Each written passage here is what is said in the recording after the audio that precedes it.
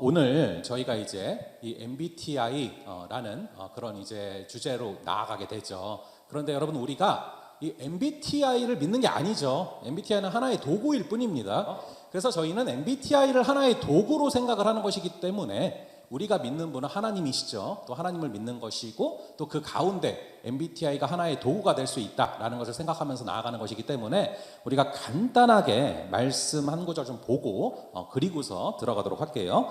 짧게 보게요. 고린도전서 12장 21절부터 26절까지입니다. 고린도전서 12장 21절부터 26절까지를 한번 잠깐 보고서 들어갈게요.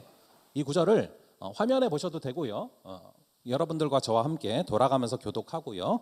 마지막 절 합독하겠습니다. 제가 먼저 읽겠습니다.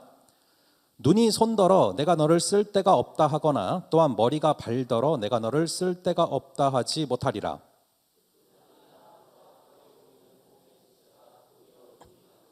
우리가 몸에 덜 귀히 여기는 그것들을 더욱 귀한 것들로 입혀주며 우리의 아름답지 못한 지체는 더욱 아름다운 것을 얻느니라. 그런즉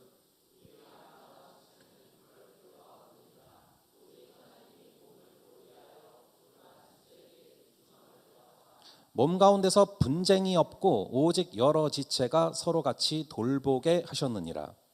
만일 한 지체가 고통을 받으면 모든 지체가 함께 고통을 받고 한 지체가 영광을 얻으면 모든 지체가 함께 즐거워하느니라. 아멘. 이 말씀입니다. 눈이 손더러 내가 너를 쓸 데가 없다 할 수 없다라 말씀하시죠. 여러분, 이 말씀 여러분들 잘 아시는 말씀인데 우리가 MBTI로 가면서 꼭 한번 생각을 해봐야 될 말씀이라고 생각을 했습니다. 여러분들 가운데 혹시나 이 MBTI 이런 부분들을 보면은 이게 검사를 했어요. 근데도 이게 나를 규정할 수 있겠나? 이런 생각을 하실 수 있어요. 사실 저도 그랬습니다. 저도 이전에 이 MBTI나 뭐 기질 테스트 이런 것들이 어떻게 나를 규정할 수 있어? 라는 생각을 했거든요. 그런 검사를 해도 뭐 그런 이야기를 들어도 그게 어떻게 나를 규정해? 나는 거기에 갇힐 수 없어. 라는 생각을 했었거든요. 그런데 그런 생각이 살짝 깨지게 됐던 계기가 있었어요. 제가 이제 우리 아내를요 2005년도에 만났고 3년 동안 교제를 했습니다. 너무 서로 좋아하고 사랑해서 3년 뒤에 2008년도에 결혼을 했어요. 그런데 결혼을 하면서 저희 아내 같은 경우 어떤 이상이 있었냐 하면은 저희 아내가 INFP거든요. NF가 좀 이상적입니다. 그래서 이상이 있었어요. 어떤 이상이 있었냐면은 서로 너무 좋아하니까 우리는 서로 특별한 어떤 말을 하지 않아도 쳐다만 봐도 눈빛만 봐도 뭔가 통할 거야. 다 알아차릴 거야. 이런 생각을 갖고 결혼을 한 거죠. 근데 막상 결혼해서 살다 보니까 눈빛만 봐도 통하는 게 아니라 말을 아무리 해줘도 제가 못 알아듣는 거예요. 그러니까 굉장히 답답한 거죠. 그런 과정 가운데 티격태격하는 순간들이 있다가 2년이 지나갈 무렵에 그 당시에 이제 저는 MBTI는 아니었고 기질 테스트, 이 기질 테스트라는 것을 같이 하다가 서로 이렇게 달라서 이랬구나라는 것들을 굉장히 온전히 용납하고 이해하는 계기들이 있었어요. 그때 제가 느낀 것이 이 MBTI라던가 기질 테스트라던가 이런 심리 유형 검사들이 잘만 활용한다면 굉장히 도움이 될 수 있겠구나 하면서 생각이 좀 깨졌던 그런 기억들이 있습니다. 여러분, 이 MBTI라던가 기질 테스트 이런 것들이 제가 이제 도구로 사용하면 좋다고 말씀드렸어요. 왜냐하면은 제가 이제 그랬던 체험들이 있어요. 제가 이제 기질 테스트, 저는 이제 기질 테스트를 좀 많이 했었고 MBTI는 쭉 해왔지만 기질 테스트에 더 좀 심취를 했었어요. 그래서 이제 유학을 갔다가 가서 이제 아내랑 시간이 많으니까 유학 가서는 한국이랑 다르게, 그래서 거기서 제가 기질 같은 걸 너무 좋아해서 거기 원서 되게 많이 사서 봤어요. 기질에 관련된 원서들을 보다가 이런저런 얘기들을 나누다가 하루는 이런 일이 있었어요. 여러분, 기질 테스트란 게 있는데 거기 보면은 이제 목표 중심적인 담즙질이 있어요. 그리고 관계 중심적인 점액질이 있어요. 근데 저는 20살부터 유학 가기 전까지 35살까지 제가 15년 이상을 저는 목표 중심적인 담즙질로 알고 살아왔어요. 저를 검사할 때마다 그렇게 나왔고. 그런데 하루는 아내랑 이런저런 얘기가 이제 나눌 시간이 많아서 얘기를 나누다가 아내가 책에다가 뭐에 줄을 그어서 딱 읽어보라고 저한테 줬는데 그게 뭐냐면은, 저는 목표 중심적인 담즙질을 알고 살아왔잖아요. 근데 아내가 줄을 그어서 저한테 준 거는 완전 반대에 있는 점액질, 즉 관계 중심적인 점액질의 단점에 줄을 그어서 저한테 가져온 거예요. 근데 그거를 보다가 제가 너무 놀랐어요. 이게 딱 전 거예요. 저는 완전히 반대 목표 중심적인 사람으로 알고 살았거든요. 근데 관계 중심적인 점액질의 단점에 줄을 그어서 가져왔는데 완벽히 전 거예요. 그때 제가 되게 귀한 걸 깨달았어요. 뭘 깨달았냐면은 저는요 목표 중심적인 담즙질을 알고 15년을 살아왔는데 저한테도 퀘스천이 하나 있었어요. 뭐냐면은 이 담즙질의 단점은 분노거든요. 화내는 거. 근데 저는 화를 내라고 해도 노력해도 잘 안 돼요. 화내는 게. 그래서 이제 저는 어떻게 알고 살았냐면은 그래 나는 담즙질인데 거의 완벽하게 성화가 된 예수님을 닮은 담즙질이구나. 이렇게 알고 살아왔어요. 근데 그게 아닌 거예요. 보니까 저는 보니까 점액질이었던 거예요. 그러니까 담즙질의 단점이 안 나타나죠. 근데 점액질인데 어떠한 상처로 인해서 어떤 일들로 인해서 반대인 담즙의 가면을 쓰고 살았던 거예요. 그거를 제가 기질 테스트를 하다가 깨달았어요. 그래서 거기서부터 제가 기도가 시작돼서 저의 아픔들을 놓고 기도하는 시간들이 있었어요. 저는 이 시간들이 그런 시간이 되기를 간절히 바랍니다. 나의 단점들을 발견했는데 그것들을 하나님 앞에서 토해내고 해결할 수 있는 그런 촉매제가 되는 시간.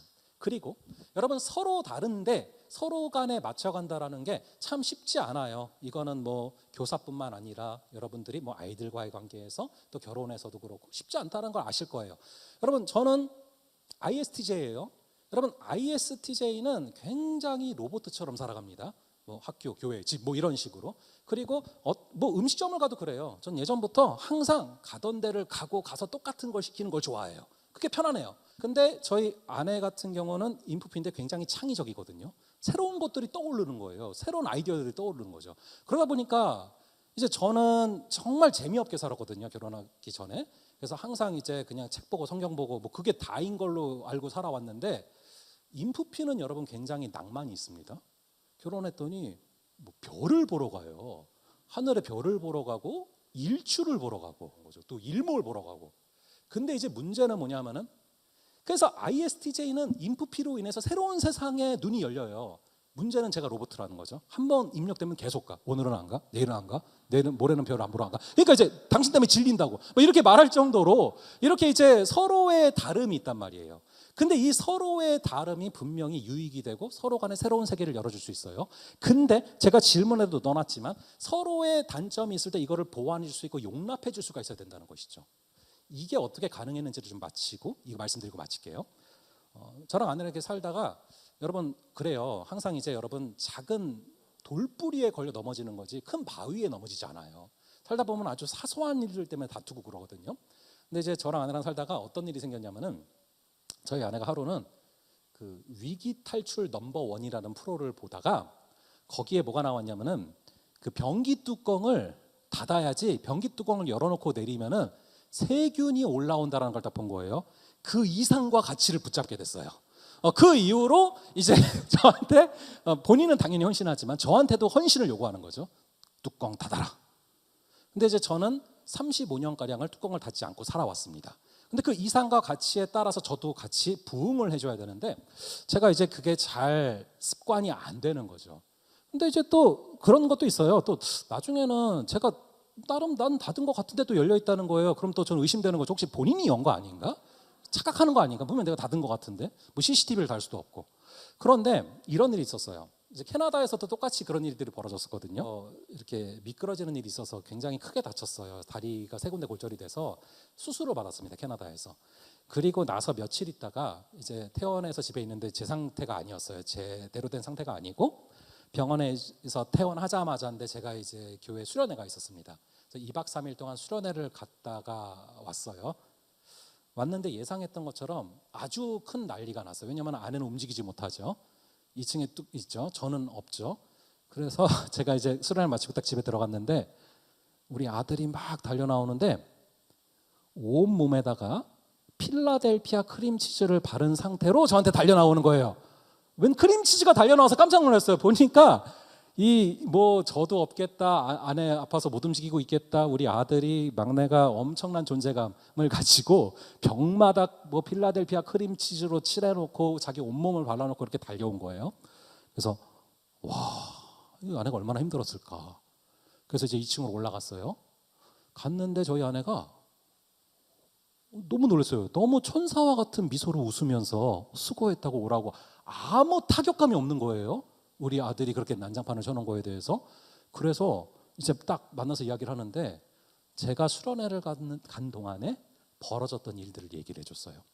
제가 수련회 가 있는 동안에 성령께서 무슨 감동을 주셨냐면은 제가 2박 3일 동안 없었잖아요. 그래서 제 수련의 마지막 날 밤에 있었던 일이더라고요. 그날 밤에 하나님께서 이걸 깨닫게 하신 거예요. 화장실에 어렵게 기어서 갔대요. 갔더니 당연히 변기 뚜껑이 닫혀 있죠. 제가 없으니까요. 근데 그거를 바라보면서 딱 하나님께 주신 마음이, 남편이 만약에 이 세상에 없다면 항상 변기 뚜껑이 닫혀 있겠지. 이게 과연 행복할까? 그러면서 변기 뚜껑이 닫혔니 열렸니 하면서 티격태격하는 게 살아있기 때문에 나오는 화음이구나라는 걸 깨닫게 하신 거예요. 그러면서 저를 보더니 환하게 웃으면서 열어 막 이렇게 웃으면서 얘기를 하는데 더 무서운 거예요. 이렇게 닫으라고 할 때보다 웃으면서 열라고. 그러니까 제가 더 오히려 잘 닫게 되는. 그래서 이제 제가 느끼게 된 게, 서로의 다름을 용납할 수 있는 것은 결국 성령의 만지심밖에 없는 줄로 믿습니다. 성령께서 그 심령을 만져주시면 우리는 서로의 다름을 품고 서로의 다름을 불쌍히 여기면서 서로의 다름을 위해서 기도하는 그런 존재들이 될 수 있는 줄로 믿습니다. 여러분들이 아동부 영혼들 섬기는 거 만만치 않다라는 거 저도 알고 있습니다. 그리고 여러분들이 하나님의 나라와 의를 위해서 나아갈 때 많은 사단의 공격들이 있을 수 있는 것도 잘 압니다. 하지만 성령 하나님께서 각자를 창조하셨기 때문에 우리 주님께서 주시는 마음으로 걸어가면 우리는 분명히 승리하게 될 줄로 믿습니다.